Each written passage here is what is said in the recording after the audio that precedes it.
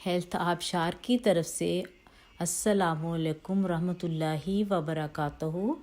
چلے ہم آپ کو تائی چی کی تاریخ کے بارے میں کچھ بتائیں گے کہ اس کا آغاز کس طرح ہوا، کب ہوا اور کس طرح اس کو فروغ ملی نا۔ تو اس میں ہر طرح کے لوگ شامل ہو سکتے ہیں، بڑے بوڑھے جوان بچے، ہر کوئی لیٹ کر کھڑے ہو کر بیٹھ کر کس طرح ایکسرسائز کر سکتا ہے یہ تو ہم اس میں آپ کو بتائیں گے۔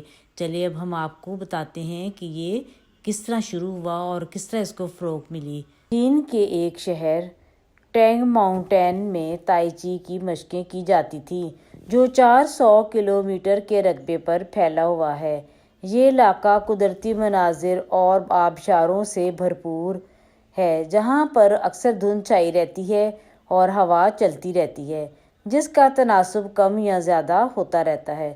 وہاں ایسا محسوس ہوتا ہے جیسے ہر چیز ہوا میں تیر رہی ہو۔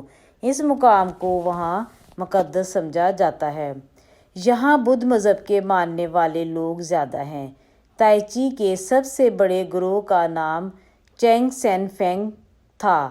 کچھ لوگوں کا کہنا ہے کہ وہ صرف ایک تخیلاتی کردار تھا، جبکہ کچھ لوگوں کا ماننا ہے کہ اس کا واقعی وجود تھا، اور چائنا میں اس کی ایک یادگار بھی موجود ہے۔ ایک کہانی سے پتہ چلتا ہے کہ اس نے تائی چی کیسے شروع کی۔ کہا جاتا ہے کہ ایک مرتبہ اس نے دیکھا کہ کیسے ایک سارس اور سانپ میں لڑائی ہو رہی ہے۔ سارس سانپ کے سر پر حملہ کرتا ہے۔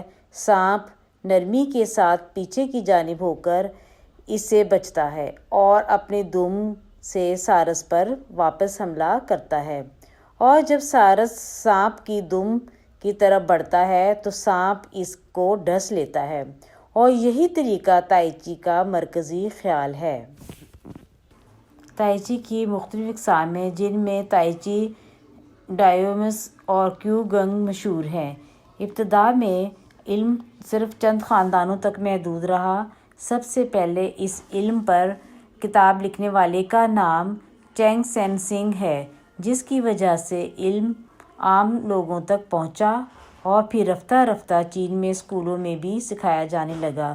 شروع میں اس کو فوجیوں کی صلاحیتوں کو نکھارنے کے لیے استعمال کیا جاتا تھا، اور بعد میں عام انسانوں کی صحت کو برقرار رکھنے کے لیے بھی استعمال کیا جانے لگا۔ تائی چی کے معنی ہیں ایک طاقتور توانائی۔ تائی چی کو چین میں ہزاروں سال پہلے لوگوں نے اپنی صحت کے لیے اختیار کیا۔ اس کے کرنے سے روح اور جسم میں توانائی پیدا ہوتی ہے، دماغی اعصاب میں مضبوطی اور تناؤ میں کمی پیدا ہوتی ہے۔ تائی چی کی ورزشیں بے شمار ہیں جو چین کی پرانی کتابوں میں موجود ہیں۔ ان میں سے ایک ین اور ینگ نمایاں ہے۔ اس میں چند اصول پائے جاتے ہیں۔ نمبر 1، جس میں سانس لینے کی فلسفی پر خاص توجہ دی جاتی ہے۔ نمبر 2، دماغی توجہ کو برقرار رکھنا مقصود ہوتا ہے۔ نمبر 3، چینی لوگ کس طرح اپنی صحت کو برقرار رکھتے تھے، اس کی بھی معلومات ہونا ضروری ہے۔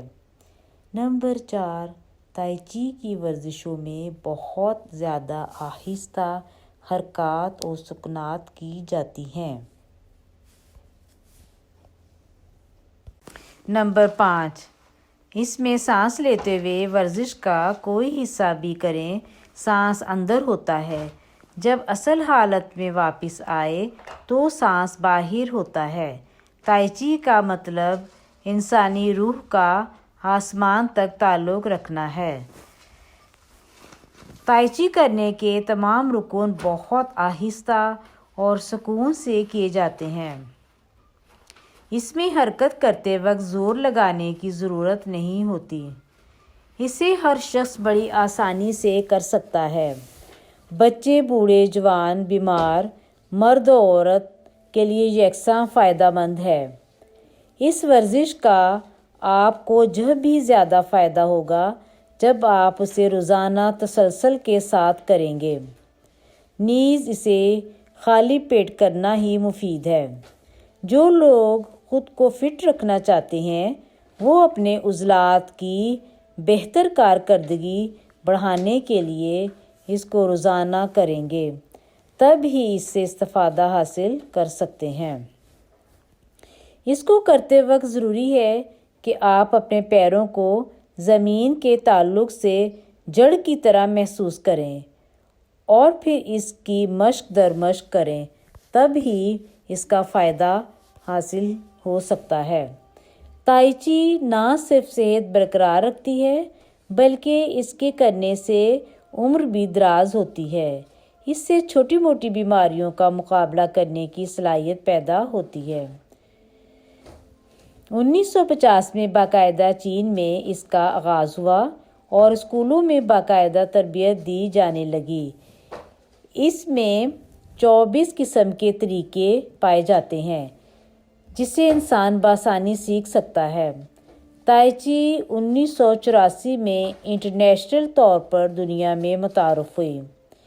اس کے کرنے سے انسانی عضلات میں لچک اور مضبوطی پیدا ہوتی ہے اور جس کا اثر دیر پا ہوتا ہے، اور انسان جس بیماری میں اس کو کرنے میں کامیاب ہو جاتا ہے تو وہ بیماری اس پر اتنی جلدی حملہ نہیں کرتی۔ اس کے کرنے سے جب اندرونی عضلات میں لچک پیدا ہوتی ہے تو خون کی رسائی ہر عضو تک پہنچتی ہے۔ بعض اوقات کہیں اچانک کھینچ پڑ جائے تو وہ جسم پر اثر انداز نہیں ہوتی، یا پھر کہیں انسان اگر اچانک جھکتا ہے یا گر جاتا ہے تو اس کے پٹھوں اور آنتوں میں کھچاؤ اور تناؤ کی کیفیت پیدا نہیں ہوتی، کیونکہ اس کے کرتے رہنے سے انسانی عضلات فعال ہو جاتے ہیں اور ان میں لچکیلا پن پیدا ہو جاتا ہے اور خون کی گردش ہر عضو تک پہنچتی ہے اور فالج کے حملہ کا خطرہ بھی نہیں ہوتا۔ اسے روزانہ کرنے سے انسان کو معلوم ہوتا ہے کہ اس نے کس مشق کو روزانہ کیسے اور کہاں تک کب کرنا ہے۔ امید ہے کہ آپ کو ہماری آج کی ویڈیو پسند آئی ہوگی۔ انشاءاللہ ہم نئے ویڈیو کے ساتھ جلد آپ کی خدمت میں حاضر ہوں گے۔ جب تک کے لیے ہمیں اجازت دیجیے۔ خدا حافظ۔